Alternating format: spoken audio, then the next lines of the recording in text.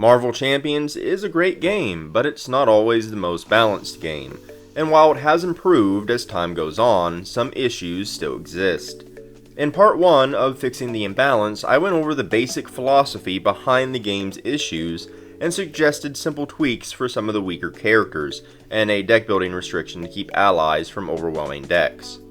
However, the tweaks I made for the Hulk and Doctor Strange were band-aid solutions. In this video, I'm going to suggest more permanent fixes for them both, tweak Drax, and rebalance a new difficulty level by messing with the Standard 2 and Expert 2 modular sets. I'm also going to talk a bit about my original ally restriction. If you haven't seen any of my previous videos on fixing the game, here's a short list of key points that you can feel free to skip using the timestamps below if you already know what I'm talking about. Most of the game's imbalance usually stems from a mismatched action economy. The fixes I suggest try to remain on the simple side without requiring anyone to print out custom content. I do all my testing with the ally deck building restriction I propose in Fixing the Imbalance. This means I limit non-signature allies to 3 per deck or 5 if I'm playing leadership. I primarily play the game at 1 or 2 players. And video games get patched. It's not as simple with board games, so homebrewing should never be shunned or shamed as taboo. Fun is the goal after all. As with fixing Galaxy's Most Wanted, most of my testing was done while playing on expert mode. Doctor Strange is by far the most overpowered hero in the game. His ability to gain tempo and action advantage over the villain is unparalleled thanks to his powerful invocations that are disconnected from the rest of the game. Without factoring in any sort of deck building, Doctor Strange has the ability to draw an insane number of cards built right into his kit by combining Master of the Mystic Arts with Winds of Watum. With his action advantage and potent invocations, he can control the board alone by answering anything the villain might throw at him. In Fixing the Imbalance, I suggested dealing yourself an encounter card when you reshuffle his invocation deck. That does help the villain keep pace to some degree, but it's largely not enough to bring the good doctor down to a reasonable level. We're going to keep that tweak, but we're also going to add another one. I always like my fixes to make some degree of thematic sense. While theory crafting on how to tweak Doctor Strange further, my eyes fell upon his obligation card, Physical Toll. The obligation is fairly generic, but it's the theme behind it that caught my attention. Such blatant and unrestrained use of magic could take a toll on his body. What's more, is Doctor Strange is entirely arrogant enough in his own capabilities to throw caution to the wind when it comes to using magic. It just so happens there's a perfect set of cards for this situation that even feature Doctor Strange in the artwork.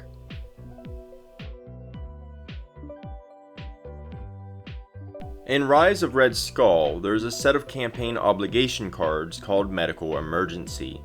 In the campaign, if you draw one, you must play it right away. Medical Emergency causes you to take damage at the end of your turn if you're in hero form, and to get rid of it, you must spend a physical resource while in alter ego form, and it discards 5 cards from your deck. Mechanically and thematically, it's perfect. We're going to add 3 Medical Emergency to Doctor Strange's deck. They do not count toward the number of cards in your deck when deck building. When you draw a Medical Emergency, you must put it into play as soon as you draw it, but also draw a card to replace it. We want to balance Doctor Strange, not overnerf him. This tweaks several factors of his character. It punishes relying on excessive card draw to control the game, as you risk putting multiple copies of the card into play at once. It continually drains away at his HP if you leave it in play, and it requires him to cool off and rest in order to get rid of it. Finally, it makes your deck run out of cards quicker, resulting in more encounter cards that help the villain keep pace with Strange. It also adds a dimension of nuance to factor in about pushing your luck and planning to mitigate straining yourself too hard through the threads of magic. This tweak, alongside the previous tweak regarding the invocation deck, finally brings Doctor Strange down to a level on par with the average hero. Now let me warn you, you're going to feel extreme whiplash at first, as this fix knocks him down several pegs.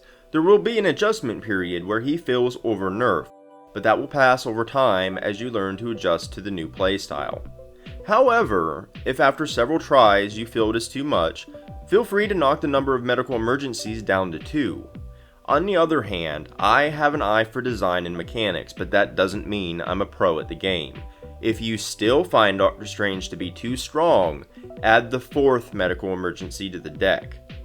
On a personal level, this is one of my favorite tweaks, because Doctor Strange is my favorite Marvel superhero, and for over 2 years I've rarely played him because of how he trivialized the game. Now I finally get to play the Sorcerer Supreme in the way I've always wanted to. The 4-card hand is a mistake in any hero. The mathematics of the game simply disagree with it. But Hulk's design makes the issue so much worse. The Hulk was made to be a simple hero that kids could pick up and smash things with. He's pretty much designed to play 1 card a turn. That simply does not work in Marvel Champions from a design standpoint, and it's, well, not fun from a gameplay standpoint. In fixing the imbalance, I proposed playing the Hulk with a 5-card hand in hero form. That certainly helps, and we're going to keep that tweak. However, the Hulk's issues run too deep for that to fix him completely. His kit is very costly. At times you may get lucky with a limitless strength in your hand, but it's inconsistent. Furthermore, not only does Hulk lack a general ability in his hero form, he has a weakness instead by forcing you to discard your hand every turn. This prevents you from being able to combo cards outside of the luck of the draw. There's not much I can do to tweak his kit or hero card. His kit is actually potent when he's capable of using it, but I had to think pretty hard on a viable solution. I wanted to give Hulk more options, and lean into his survivability since his high HP is a defining feature compared to most heroes. So the MCU only slightly leaned into it, but there are actually many incarnations of the Hulk, from Professor Hulk, Worldbreaker, Maestro, and more. When you sit down to build a Hulk deck, who's to say which version you plan on playing? With the following tweak, I'm going to try and capture the spirit of that idea. The Hulk being so vastly underpowered does have a slight advantage. It allowed me to dig into a fix that would completely break any other hero. Once again, we're going to turn to the Rise of Red Skull for help.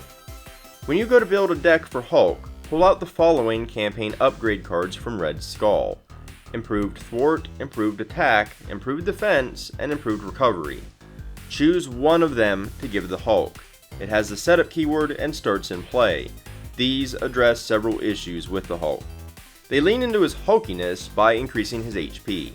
They sub in an actual ability for him to have that he otherwise lacks outside of discarding your hand. That ability helps his economy by letting him draw a card, but it requires a direct action to trigger depending on which one you choose. It also breaks open deck building possibilities. For example, adding 1 thwart to the Hulk might not seem like much, but opens up new possible combos with cards that require a basic thwart action.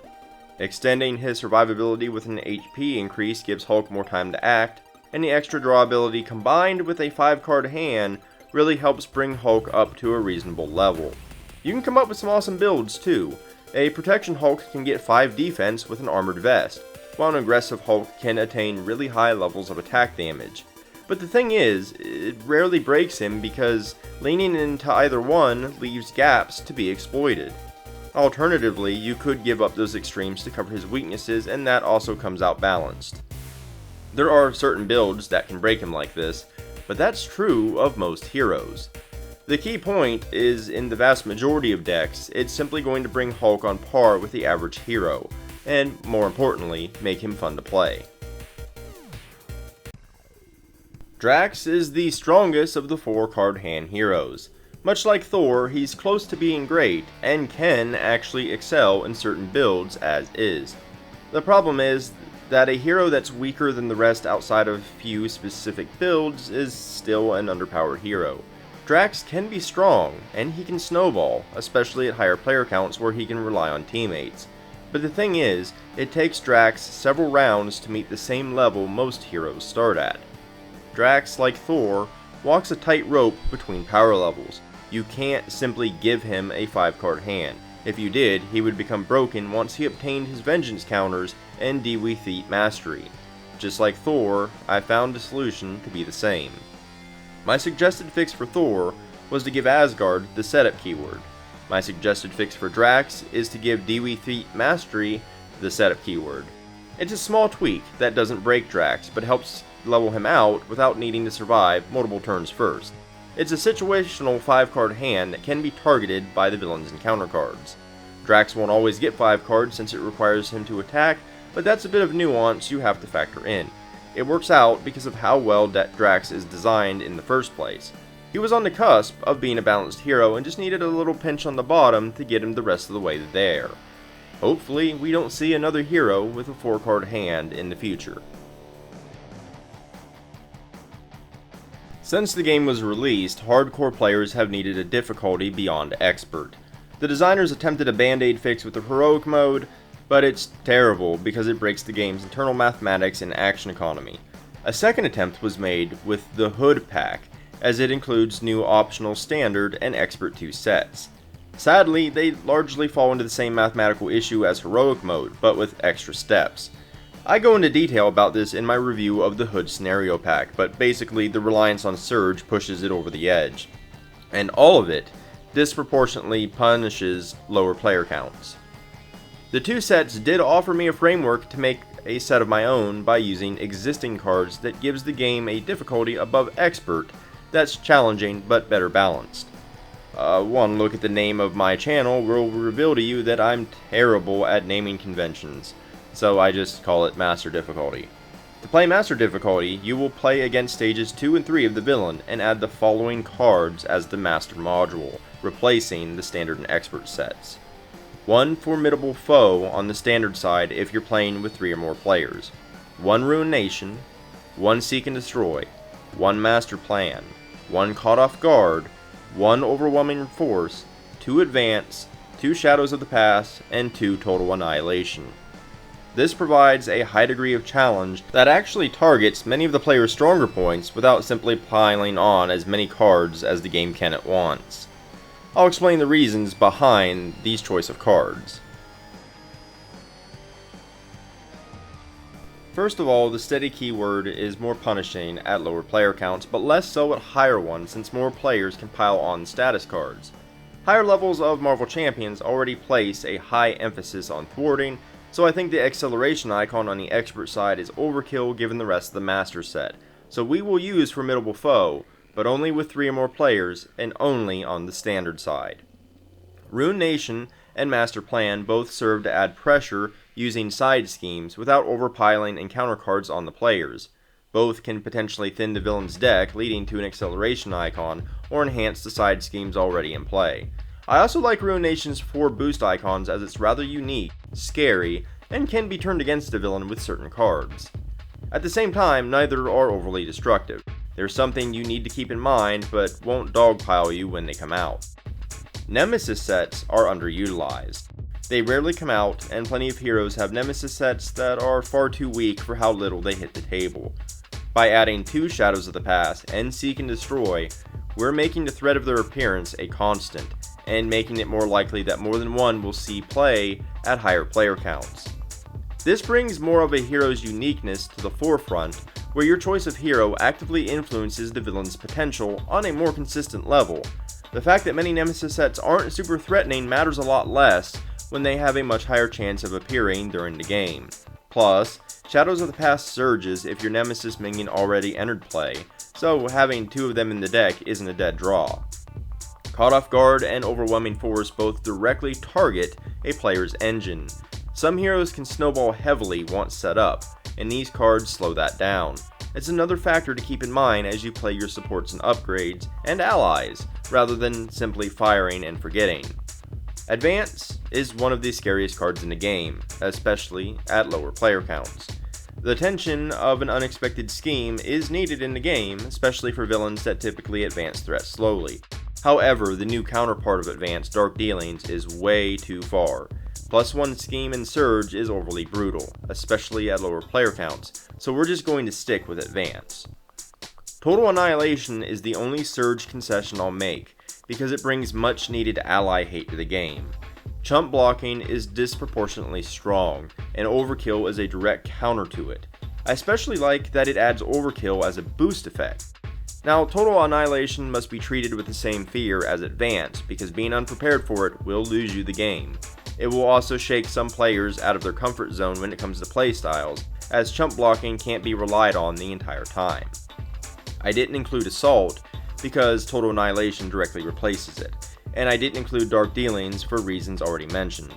Most other cards from the standard 2 and expert 2 set were cut due to the surge keyword. Piling on encounter cards on top of one another is a poor way to raise the difficulty. Total Annihilation is a special case, but one I built the entire set around. I didn't include Gang Up because Total Annihilation is more than enough aggression, and surging from a Total Annihilation into Gang Up feels awful. I excluded Exhaustion because there are plenty of effects that exhaust the player in most villain decks and modulars, and it also has the surge keyword. Under Fire is literally just double surge, so it got the boot too. Mob Mentality doesn't have surge, but it's a more brutal version of Gang Up, which already didn't make the cut for reasons I've already gone over. The end result is a mode that's a step beyond Expert that forces you to account for threats you usually don't have to worry about except with specific villains. You do need to be aware of overkill with Total Annihilation, and the fact that your supports and upgrades are more likely to be targeted. Side schemes will be more prevalent, and your nemesis is going to barge in at any moment. But it won't force you to adopt specific deck builds and playstyles, only mindfulness when it comes to both. On that note, if you use my ally deck building restriction that I suggested in fixing the imbalance, I have adjusted it for when you play Master difficulty. You may include one additional ally in most decks. This would mean 4 allies, not including signature allies, and in leadership decks it would mean the limit is 6, not including signature allies. However, let's talk about that ally restriction a little bit. I've slightly altered my ally restriction to account for heroes that do not have a signature ally. Normally the limit is 3 allies per deck, not including signature allies, and 5 for leadership, not including signature allies.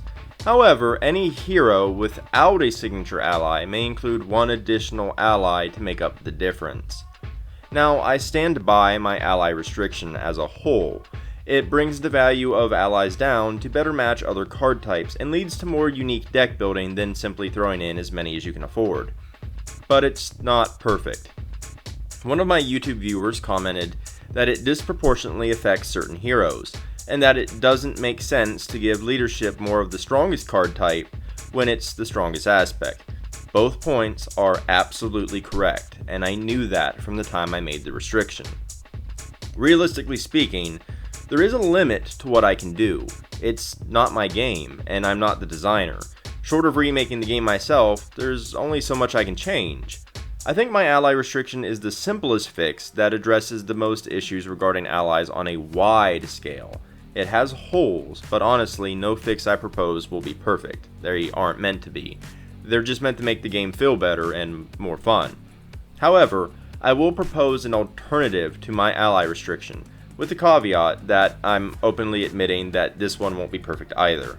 I've devised a hero-specific ally limit, regardless of aspect or difficulty, and these limits never include signature allies. I've devised these numbers through a combination of theme and game mechanics, and I'll update the list as I dig into more heroes as they release. You can find this list in the description of this video, as well as the written version of this video on my website.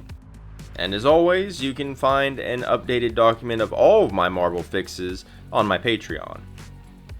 If you enjoyed this video or found it informative, consider liking and subscribing. It helps me out a great deal and really boosts my visibility on YouTube. I've also left several links down in the description below, including a link to my Discord and my Patreon, and of course to my website where you can find the bulk of my written content.